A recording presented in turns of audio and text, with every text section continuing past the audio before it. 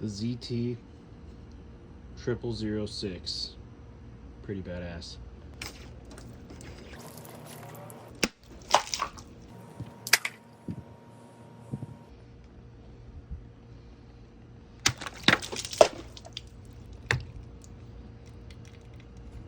Hey YouTube, Peterbilt Knife Guy. Today we are going to be looking at a ZT product. This is the first ZT knife that I have ever owned, and probably the last one because they're too damn expensive for me to buy. But this thing was not loaned, but it was purchased for me by a good friend. And yeah, let's get into this. Let's check this out. Now, in full honesty, I have already opened it up and played with it and dicked around with it, modded it a little bit, but for video's sake, I put it back to as much as factory as I could. So what we're looking at here is the ZT 0006, the 0006. This is a fixed blade, 3/16 inch thick, CPM 3V, badass knife. Now, first looking at this thing, what do I think? I don't think bushcraft. I don't think tactical. I don't know what to think of it, other than it's just freaking cool. I think it's beautiful. I think it looks fantastic. I liked it since when ZT came out with it. When they first showed it, I was like, man, I would love to have one of these knives. But I don't know what category it falls into. Just like a general utility knife? I'm not sure. Camp knife, I mean, it kind of can just probably do everything, except for it has a couple limitations. One, the sheath is a huge limitation. It has lashing points, but it's not MOLLE capable. It's not quick release anything. We'll get into the sheath here in a minute. But there's no freaking lanyard hole on this thing. And if you watch Gideon's Tacticals video, he put a lanyard up here, you know, but I am not a fan of the front lanyard on knives. But yeah, check this thing out. We have a high saber grind, flat grind afters, no freaking stupid hollow grinds on this thing. It's CPM 3V. It's made right here in USA, made in Oregon. Milled G10 handle scales. It is skeletonized underneath. I think this is has a steel pommel, or it might even be titanium. I'm not sure.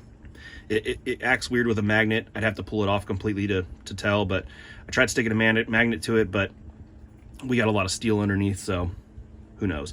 This is for sure a steel guard. These things are clear Cerakoted. So what you're looking at is a clear Cerakote on there. So very durable finish. Pretty freaking awesome knife. The knife itself is fantastic. I wish it had a lanyard hole in the back, but whatever. You know, beggars can't be choosers. It's a fantastic knife. But the sheath. So this sheath, right out of the box, had absolutely zero retention.